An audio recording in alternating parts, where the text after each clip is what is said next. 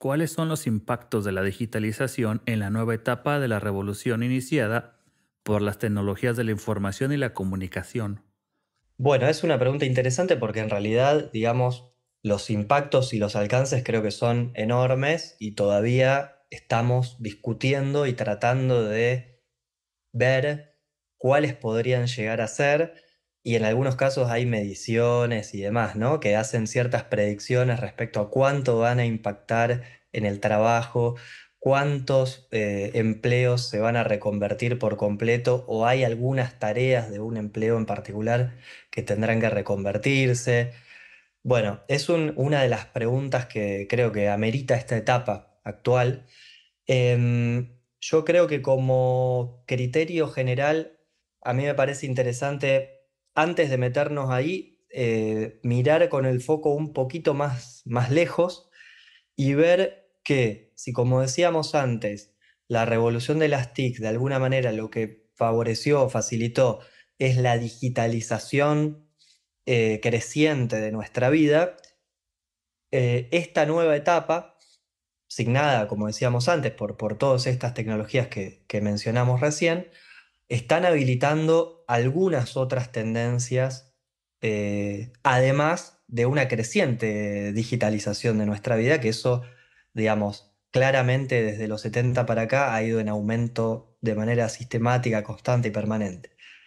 Ahí hay un autor que se llama Mariano Zuckerfeld, de acá de Argentina, que especialmente vinculado al mundo del trabajo, plantea como tres grandes tendencias con respecto a esto, con lo cual no soy original, digamos, sino que, bueno, lo tomo de él y me parece muy acertado.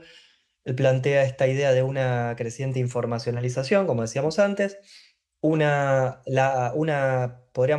hablar de una creciente automatización, pero no es solo un fenómeno cuantitativo, sino que también es cualitativo, y ahora si querés me detengo un poquito ahí. Y también está la cuestión de la plataformización, que es otro elemento que por ahí no mencionamos antes, pero que vos sabés muy bien que las plataformas hoy juegan un rol fundamental, no tanto como una tecnología digital en sí misma, sino como una nueva forma de organización de las actividades humanas, ya sea de comunicarnos o incluso de aprender, de educarnos y de trabajar. Y con respecto a la automatización, también está, creo que hoy por hoy estamos un poco en ese debate, a partir de algunas irrupciones que hubieron en los últimos meses vinculadas a la inteligencia artificial generativa y demás, que si durante algún tiempo, digamos, la sustitución del trabajo humano tuvo que ver, volviendo un poco al origen, ¿no? Tuvo que ver con la mecanización y el reemplazo de tareas rutinarias, repetitivas y sobre todo que requerían fuerza física, digamos. Actualmente estamos en presencia de una serie de tecnologías que pueden o que están empezando a mostrar capacidades de generar procesos y tareas que no son rutinarias y que eventualmente podrían llegar a ser creativas, ¿no? Si nosotros pensamos como nos ponemos humanistas y pensamos, bueno, ¿cuál sería nuestra especificidad en términos de seres humanos? Creo que todos pensaríamos en el afecto, la creatividad, digamos, bueno, la inventiva, etcétera, etcétera. Sin embargo, bueno, hoy vemos que algunas de estas actividades y de estas tareas que tienen que ver con trabajos creativos, no rutinarios, no repetitivos, bueno, empiezan a verse, no sé si sustituidas, pero sí complementadas por avances en la inteligencia artificial, por ejemplo, ¿no? Ok. En ese marco está claro que todo este panorama incide fundamentalmente, por un lado, en la educación formal e informal, digamos. Me refiero a lo que sucede dentro de los espacios institucionales educativos, ya sea en la escuela o las universidades, sino también todo lo que tiene que ver con el desarrollo de habilidades por fuera de esos ámbitos educativos, formales e institucionales, y que tienen que ver con una sociedad y con una cultura que requiere de esas habilidades para vivir en este mundo informacional. Fernando Peirone habla de las habilidades tecnosociales, ¿no? Son habilidades que tienen que ver con las tecnologías digitales, pero que también son eminentemente sociales y necesitamos desarrollarlas para poder llevar a cabo nuestra vida cotidiana en un mundo que es crecientemente informacional, como por ejemplo este diálogo que estamos teniendo o cualquier otro tipo de comunicación que pueda haber. Entonces, ahí yo creo que bueno, claramente estamos en una etapa de mucha discusión con respecto a qué sucede con la educación, cuáles son las habilidades que requerimos y que requeriremos a futuro, cómo evaluamos eso que enseñamos, ¿no? Quienes nos desempeñamos en la docencia, ¿no? Creo que ahí son temas muy, muy importantes. Y en el mundo del trabajo creo que pasa un poco lo mismo, ¿no? Estamos todavía tratando de digerir un poco los cambios que se vienen produciendo.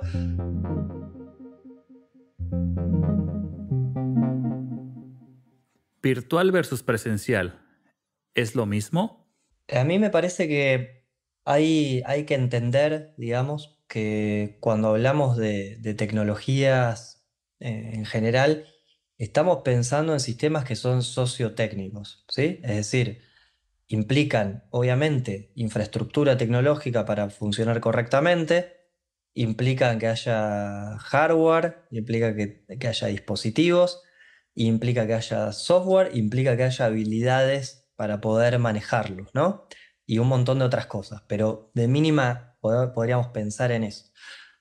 Cuando fueron el periodo de la pandemia y que hubieron, digamos, los países tomaron distintas medidas de emergencia, eh, todo esto que veníamos diciendo sobre las sociedades del conocimiento y demás, medio que entró en crisis, porque nos dimos cuenta que las instituciones no estaban preparadas ni normativamente ni tecnológicamente y en muchos casos tampoco en términos de conocimientos técnicos para poder llevar a cabo las actividades que teníamos que llevar a cabo. Mucho se hizo por la excelente predisposición y buena voluntad y deseo de que los estudiantes puedan continuar, digamos, lo cual es muy importante.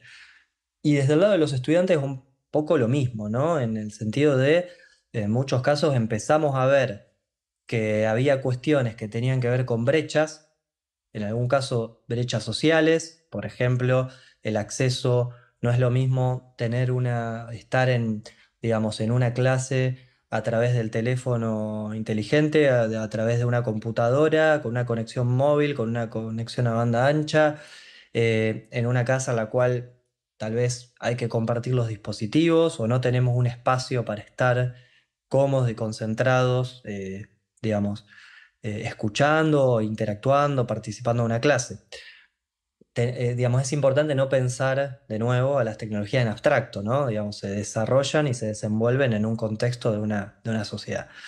Considero que es muy, muy, muy interesante y hay que trabajar en todo caso en ver cómo optimizamos las formas de educación a distancia o de educación, digamos, sí, de tener clases de manera virtual, que no es lo mismo, digamos. No es lo mismo virtualizar una clase pensada y diseñada para llevarse a cabo en un aula de átomos, en el aula, en el espacio físico tradicional, que una clase, digamos, para ser llevada a cabo de manera virtual. También hay herramientas sincrónicas, asincrónicas, digamos, bueno, hay ahí un montón de variables que juegan, pero bueno, claramente hay muchas potencialidades y creo que también lo vemos al día de hoy, ya habiendo transitado varios años o algunos años con respecto al periodo del cual estamos hablando, que hay algunas prácticas que hemos incorporado y que han funcionado y que seguimos trabajando y hay otras en las cuales hemos vuelto atrás como si, como si nada hubiera pasado, ¿no?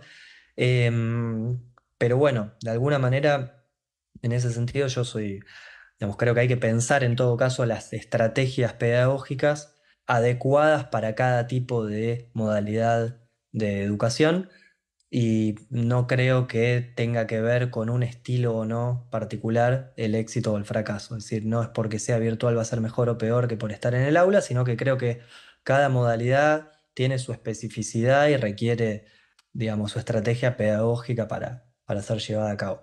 Claramente, si querés, vamos a la cuestión más personal, digamos, uno como docente disfruta mucho estar en el aula, ver las caras de los estudiantes, poder conversar, incluso en el recreo, ¿no? Una vez que termina la clase, poder compartir otro tipo por ahí de situaciones que no son necesariamente, digamos, no todos se animan a participar de la misma No. manera, prendiendo la cámara, activando el micrófono, etcétera.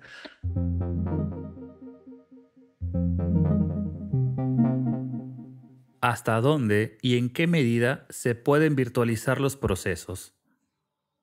Creo que como vos señalás, es imposible poder pensar a cada entorno con la misma lógica de funcionamiento, ¿no? Es Mm. decir, nuestro entorno, nuestras relaciones cara a cara, digamos, tienen determinadas particularidades, nos insertamos en un entorno que tiene sus propias lógicas, sus propias, no sé, sus propias formas de funcionamiento y que me parece que eso también termina condicionando el tipo de comunicación que tenemos, ¿no? Los sistemas, las formas de comunicación digital, en los distintos soportes y mediatizadas por las distintas herramientas que querramos utilizar, también tienen sus propias lógicas, digamos, ¿no? Las herramientas digitales no son un espacio neutral de comunicación, sino que también en muchos casos, digamos, sabemos que inciden y moldean la forma en la cual nos comunicamos y nos expresamos, porque sencillamente hay reglas, hay prácticas,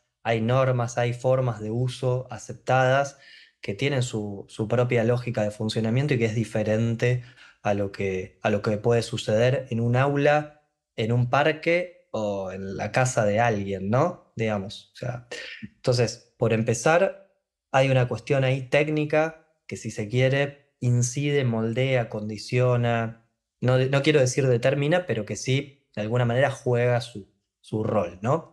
Digo pensando en las lógicas de cómo se utilizan, por ejemplo, las plataformas de comunicación, como puede ser Zoom, Meet o la que fuera, ¿no? Digo, también hay ciertas pautas en las cuales se utiliza respecto a levantar la mano, pedir la palabra, no pisarse con el otro. Eso por un lado. Y por otro lado, la cuestión hoy te hablé de Javier Echeverría, que es un filósofo matemático español que fue uno de los que, bastante pionero, digamos, en hablar de algunos de estos temas. Él decía de alguna manera que el tercer entorno, que es lo que hoy podríamos pensar como el entorno digital, es bisensorial, mientras que nuestra experiencia en el entorno natural o en el entorno físico, material, urbano, es pentasensorial. Entonces, cuando vos, como vos me decías anteriormente, cuando vos estás en un espacio de trabajo dialogando con alguien, estás vos y están tus cinco sentidos ahí metidos, ¿no? Y escuchás, ves, decodificás, tenés percepciones. En cambio, me parece que cuando uno lleva a cabo esa tarea o tareas similares, digamos, por una plataforma digital, de alguna manera es como que estamos mirando por la mirilla de una cerradura, ¿no? No vemos todo lo que nos sucede alrededor, no escuchamos todo lo que puede suceder alrededor. Creo que ahí hay una experiencia que es un poco más limitada, al menos por ahora, en todo caso podríamos ver cuánto maduran y cuánto siguen desarrollándose estas tecnologías de las cuales estuvimos hablando, pero que por lo menos de momento, ¿no? La experiencia es de mínima un poco más limitada. Yo como investigador, en la tarea de la investigación, uno que se dedica al mundo de las ciencias sociales y además de que uno pueda trabajar con documentos, bases de datos, etcétera, el trabajo de campo claramente es diferente cuando uno realiza entrevistas por Zoom o por alguna plataforma digital que cuando uno va, hace una visita tal vez o a una fábrica, a una planta o a una comunidad o a lo que fuera, digamos, ya estás absorbiendo información cuando lo haces de manera presencial que trasciende totalmente esos 30 40 minutos, 60 minutos de una charla que puedas tener, ¿no? Entonces creo que ahí hay algo interesante todavía para pensar o para ver cómo en todo caso adaptamos, ¿no? Las estrategias que necesitamos, ya sea para educarnos o para formar o para trabajar, considerando algunas de estas diferencias o de estas particularidades que tiene cada espacio, ¿no? Que de momento son relativamente disímiles, ¿no? Algunos tienen algunas particularidades, mientras que otros tienen otras particularidades.